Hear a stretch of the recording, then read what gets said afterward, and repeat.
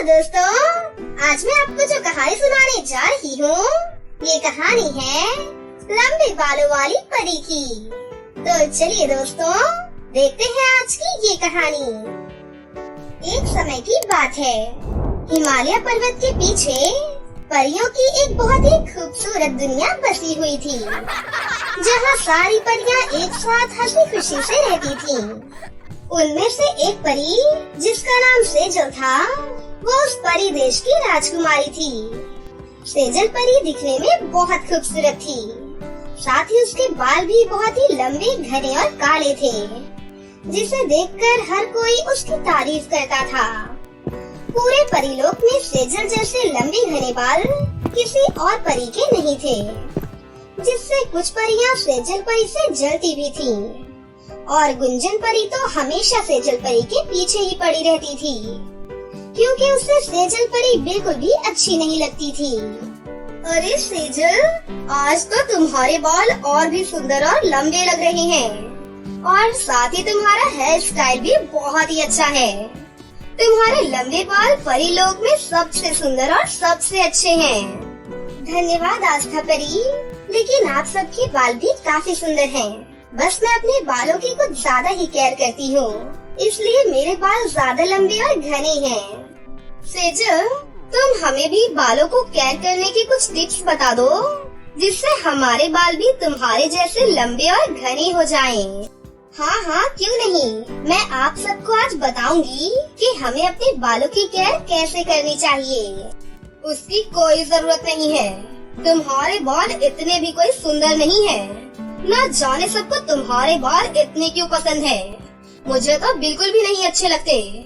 तुमसे अच्छे तो मेरे बाल हैं, तो तुम्हें इतना खुश होने की कोई जरूरत नहीं है, समझी तुम?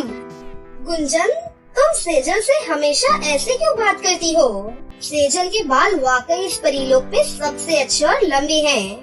तुम्हारे मानने ना मानने से कोई भी फर्क नहीं पड़ता। हाँ सेजल, तुम गुंजन की बातों का बिल्कुल भी बुरा मत मानना। तुम्हारे बाल बहुत ही लंबे और सुंदर हैं। नहीं, मुझे बिल्कुल भी बुरा नहीं लगा। मैं जानती हूँ कि मेरे बाल बहुत ही लंबे और अच्छे हैं।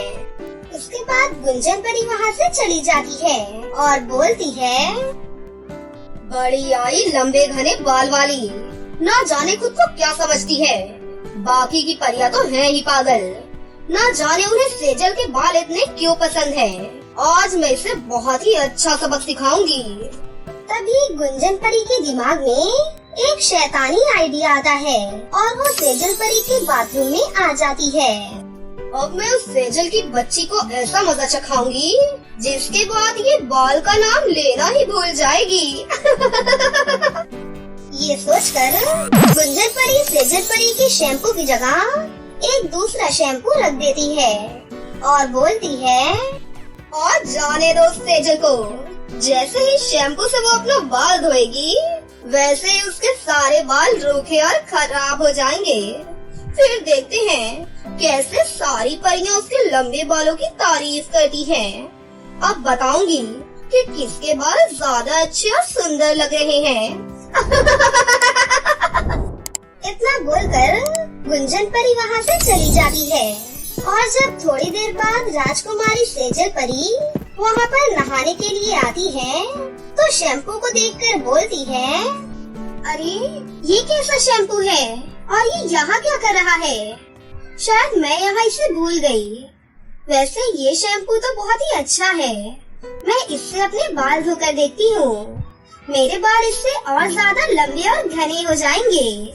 इतना बोलकर सेजल परी खुशी खुशी नहाने चली जाती है। जैसे ही वो नहाकर आती है, तभी उसके बाल, हे ऊपर वाले, ये मेरे बालों को क्या हो गया? मेरे बाल तो बिल्कुल भी अच्छे नहीं लग रहे। अब मैं क्या करूं? ये सब जरूर उस शैम्पू की वजह से हुआ है। अब मुझे रानी माँ के पास जाना चाहिए। मेरे बालों को ठीक करने में वही अब मेरी मदद कर सकती हैं। इतना बोलकर सेजल परी अपनी माँ यानी रानी परी के पास जाती है। अरे सेजल बेटा, तुम यहाँ? और ये तुम्हारे बालों को क्या हो गया है? तुम्हारे बाल तो बहुत ही बुरे लग रहे हैं। बताओ मुझे क्या बात है?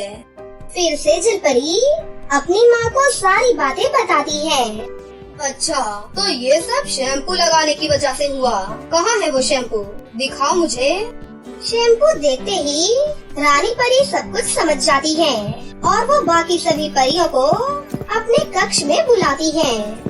गुंजन परी, तुम सच सच बताओ, क्या तुमने ये सब किया? तुम्हें ही मेरी बच्ची के बाल बिल्कुल नहीं पसंद थे। तुम ही चाहती थी कि सेजल के बालों की कोई भी तारीफ ना करे।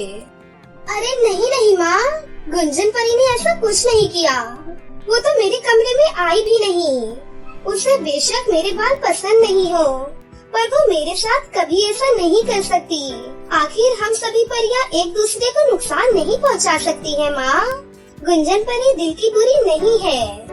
नहीं राजकुमारी सेजल परी, रानी परी बिल्कुल सही कह रही है। ये सब मैंने ही किया है। मैं नहीं चाहती थी कि कोई भी तुम्हारे बालों की तारीफ करे। मुझे लगता था कि तुम हम सभी परियों को नीचा दिखाने के लिए ऐसा करती हो, लेकिन अब मुझे समझ में आ गया है। प्लीज मुझे माफ कर दो सेजल परी। गुंजन परी, ये अच्छी बात है कि तुम्हें अपनी गलती का एहसास हो गया, लेकिन तुमने जो भी किया वो बिल्कुल भी अच्छा नहीं है। ठीक है गुंजन परी, मैंने तुम्हें माफ कर दिया, पर मेरे बाल तो अब खराब हो गए ना। अब मेरे बाल कभी भी ठीक नहीं हो सकते। अब मैं अपने लंबे घने बाल कैसे कंघी करूँगी? मेरी बच्ची, तुम बिल्कुल भी उदास मत हो। ये लो जादुई अनोखा शैम्पू। इसे रात में सोते वक्त अपने बालों में लगाकर नहा लेना, जिससे तुम्हारे बाल पहले से और भी ज्यादा खूबसूरत और लंबे हो जाएंगे। धन्यवाद माँ, आप बहुत अच्छी हैं। फिर सेजल परी कमरे में जाकर अपने बालों में वो जादुई शैम्पू लगाकर नहा लेती है। जादुई शैम्पू लगाते ही सेजल परी के बाल पहले से और भी ज्यादा खूबसूरत और लंबे हो जाते हैं, जिसके बाद सभी परियां उसके लंबे बालों की बहुत तारीफ करती हैं। और फिर सभी परियां आपस में मिलकर हंसी खुशी से रहने लगती हैं। रामगढ़ नाम के एक गाँव में सुनैना नाम की एक लड़की अपनी माँ सलोचना देवी के साथ रहती थी। सलोचना देवी घर का गुजारा करने के लिए दूसरों के घरों में काम करती थी और सुनैना एक अच्छे स्कूल में पढ़ती थी। उस स्कूल में एक लावण्या नाम की लड़की भी पढ़ती थी। सुनैना की माँ उसके घर में नौकरानी का काम करती थी, इसीलिए लावण्या सुनैना को बिल्कुल भी पसंद नहीं करती थी और हमेशा उसका मजाक उड़ाया करती थी। सुनैना पढ़ने में बहुत होशियार थी, इसीलिए सभी स्कूल के टीचर उसकी बहुत तारीफ करते थे। एक दिन टीचर, सुनो बच्चों, तुम सभी को एक प्रोजेक्ट पूरा करने के लिए हिल स्टेशन पर ले जाया जाएगा, जिसमें तुम्हारी मॉनिटर सुनैना होगी। टीचर की ये बात सुनकर लावण्या बहुत ही गुस्सा हो जाती है। टीचर, मैं इस लड़की के नीचे रहकर बिल्कुल भी काम नहीं करूँगी। मैं अपना प्रोजेक्ट अकेले ही पूरा कर सकती हूँ। लावण्या, ज्यादा मत बोलो। अगर तुम इसके नीचे नहीं रह सकती तो ये प्रोजेक्ट भी करने की कोई जरूरत नहीं है। ओके ओके, तैयार हूँ मैं। ठीक है। अगले दिन प्रोजेक्ट के लिए सभी बच्चे स्कूल बस में बैठ जाते हैं और हिल स्टेशन पर पहुंच जाते हैं। सभी बच्चे सुनैना के साथ मिलकर अपना प्रोजेक्ट पूरा करने लग जाते हैं। अरे, इसकी माँ हमारे घर में नौकरानी का काम करती है और मुझे देखो, मैं उस नौकरानी की बेटी के नीचे काम कर रही हूँ। क्या सोच रही हो लावण्या? अगर मेरी कुछ मदद चाहिए तो बताओ। नो थैंक्स, मुझे तुम्हारी कोई भी मदद नहीं चाहिए। तुम अपनी मदद अपने पास ही रखो। कुछ ही देर बाद क्लास का प्रोजेक्ट भी पूरा हो जाता है। अरे वाह सुनैना, तुम्हारी टीम ने तो बहुत ही अच्छा प्रोजेक्ट बनाया है। सभी बच्चे सुनैना के लिए तालियां बजाने लगते हैं। ये देखकर लावण्या और भी ज्यादा गुस्सा हो जाती है। कुछ देर बाद सभी बच्चे अपने अपने घर वापस चले जाते हैं। एक दिन सुनैना की माँ की तबीयत बहुत ही ज्यादा खराब हो जाती है और वो 2-3 दिन काम पर नहीं जा पाती। तभी उनकी मालकिन का फोन आता है। क्या बात है, आजकल तुम काम पर क्यों नहीं आ रही हो? मालकिन, मेरी तबीयत बहुत ज्यादा खराब है मालकिन। देख, मुझे उससे कोई भी लेना देना नहीं है।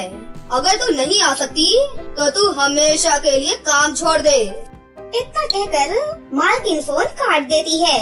तभी क्या हुआ माँ, आप इतनी परेशान क्यों लग रही हो? बेटा, मालकिन का फोन आया था। वो कह रही थी कि अगर मैं समय से कल नहीं पहुंची तो मुझे काम से निकाल देंगी। बेटा, अगर उन्होंने मुझे काम से निकाल दिया तो हमारा गुजारा कैसे होगा बेटा? माँ, आप चिंता क्यों करती हो? जब तक आप ठीक नहीं हो जाती तब तक मैं आपकी जगह काम करती हूँ। अगले दिन से सुनैना लावण्या के घर में काम करने जाती है। अरे बेटा, तुम कौन हो और यहाँ क्या करने आई हो? मालकिन, मैं सलोचना माँ की बेटी सुनैना हूँ। मेरी माँ कुछ दिनों से बहुत बीमार है, इसीलिए उनकी जगह अब मैं काम करूँगी। उसके बाद सुनैना चुपचाप अपने काम में लग जाती है। तभी वहाँ पर लावण्या आ जाती है। अरे सुनैना, तुम मेरे घर में क्या कर रही हो? अरे बेटा, तुम इस लड़की को जानती हो क्या? हाँ माँ, ये मेरे ही क्लास में पढ़ती है और सभी टीचर्स इसकी बहुत तारीफ करते हैं। लगता है इस लड़की में जरूर कोई खास बात होगी, तभी तो इसकी टीचर्स इतनी तारीफ करती हैं। और देखो कितनी समझदार लड़की है, अपनी माँ की मदद करने के लिए उसका काम करने खुद ही चली आई। ओह माँ, प्लीज इस नौकरानी की तारीफ अब आप मत करो। मैं पहले से ही स्कूल वालों से इतनी ज्यादा परेशान हो चुकी हूँ। गुस्से में लावण्या वहाँ से चली जाती है।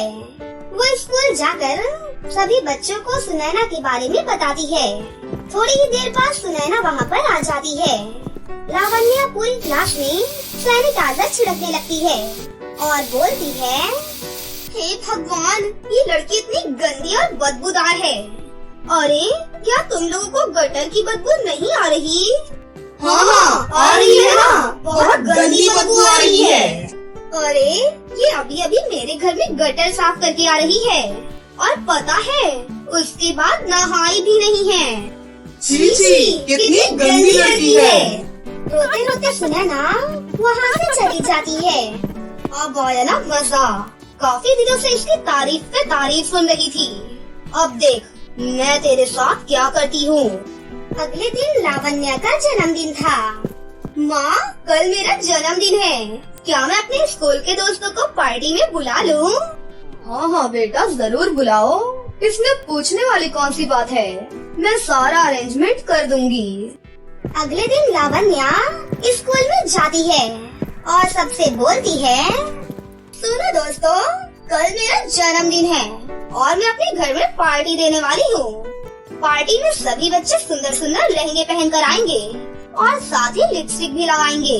और सुनो सुनैना, वैसे तो तुम मुझे बिल्कुल भी पसंद नहीं हो, लेकिन तुम मेरी क्लास में ही पढ़ती हो, इसीलिए कल पार्टी में तुम जरूर आना और पार्टी में लहंगा पहनकर और लिपस्टिक लगा कर ही आना, समझी तुम?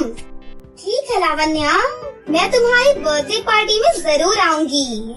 सुनैना उदास मन से अपने घर वापस जा रही थी और वो रास्ते में सोचती है, हे ऊपर वाले, अब मैं क्या करूं?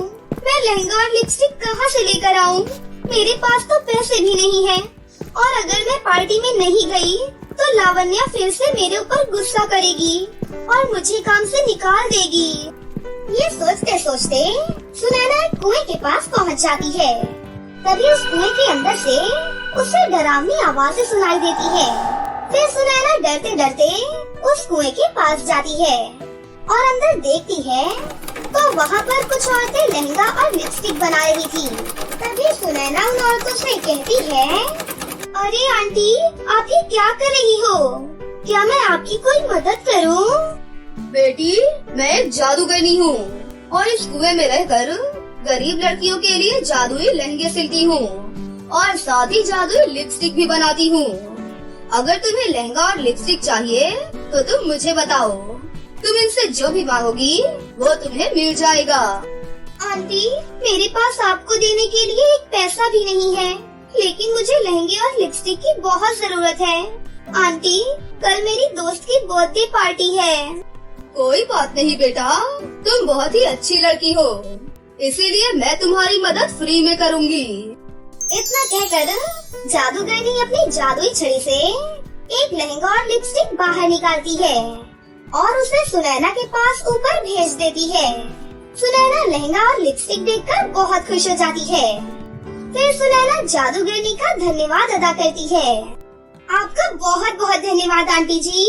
मैं ये लहंगा पहनकर और लिपस्टिक लगाकर लावण्या के जन्मदिन पर उसके घर पर जाऊंगी। लावण्या भी मेरा लहंगा और लिपस्टिक देखकर बहुत ही खुश हो जाएगी। उसके बाद सुनैना वो जादुई लहंगा और लिपस्टिक लेकर अपने घर वापस आ जाती है और अपनी माँ को वो सारी बातें बताती है। उसके बाद सुनैना वो जादुई लहंगा पहन लेती है और जादुई लिपस्टिक भी लगा लेती है। फिर वो उस जादुई लहंगे और लिपस्टिक से लावण्या के लिए गिफ्ट मांगती है। फिर उसी शाम लावण्या सुनैना के पास आती है और चौंकते हुए लावण्या बोलती है, ओह गॉड, तू इतना सुंदर लहंगा और ये ब्रांडेड लिपस्टिक कहाँ से लेकर आई है? जहाँ तक मुझे पता है तू तो बहुत गरीब है ना। भोली भाली सुनैना लावण्या को जादुई लहंगे और लिपस्टिक के कुएं के बारे में सारी बातें बता देती है। अगले दिन लावण्या भी जादुई लहंगे और लिपस्टिक के कुएं के पास पहुंच जाती है और मन ही मन सोचती है, अरे अगर मैं इस जादूगरनी की जादुई छड़ी इससे चुरा लूं, तो मैं भी बहुत शक्तिशाली हो जाऊंगी और जो चाहूंगी वो प्रकट कर सकती हूँ। उसके बाद लावण्या नीचे कुएं में झांकती है तो जादूगरनी सो रही थी। अरे वाह, ये जादूगरनी तो अभी सो रही है। मैं खुद नीचे जाकर इसकी जादुई छड़ी ले आती हूँ। लावण्या सीढ़ियों से नीचे उतर जाती है और जादूगरनी की जादुई छड़ी चुपके से उठाकर अपने साथ अपने घर ले जाती है। जादुई छड़ी, जल्दी से मेरा घर सोने चांदी से भर दे और मुझे दुनिया की सबसे खूबसूरत लड़की बना दे। लावण्या के इतना कहते ही उसके घर में आग लग जाती है और लावण्या बहुत ही बदसूरत हो जाती है। हे भगवान, ये क्या हो गया? मैं इतनी बदसूरत कैसे हो गई? और मेरा घर? तभी वहाँ पर सुनैना आ जाती है। वो भी ये सब देखकर कहती है, हे भगवान, तुम्हारे घर में आग कैसे लग गई? और तुम्हारी ये हालत कैसे हो गई? सब ठीक तो है ना लावण्या? रोते रोते लावण्या सुनैना को सारी बातें बता देती है। लावण्या, ये तुमने बहुत ही गलत किया। तुम्हें चलकर जादूगरनी जी से माफी मांगनी चाहिए। लावण्या और सुनैना दोनों जादूगरनी के पास जाती हैं और जादूगरनी से माफी मांगने लगते हैं। आज तो मैं तुम्हें छोड़ रही हूँ। आगे से अगर तुमने कोई भी गलत काम किया तो तुम्हें उसकी सजा जरूर मिलेगी। उसके बाद जादूगरनी लावण्या के घर को पहले जैसा कर देती है और लावण्या भी बिल्कुल ठीक हो जाती है। अब लावण्या और सुनैना बहुत ही अच्छे दोस्त बन जाती हैं और दोनों खुशी खुशी एक साथ मिलकर रहने लगती हैं।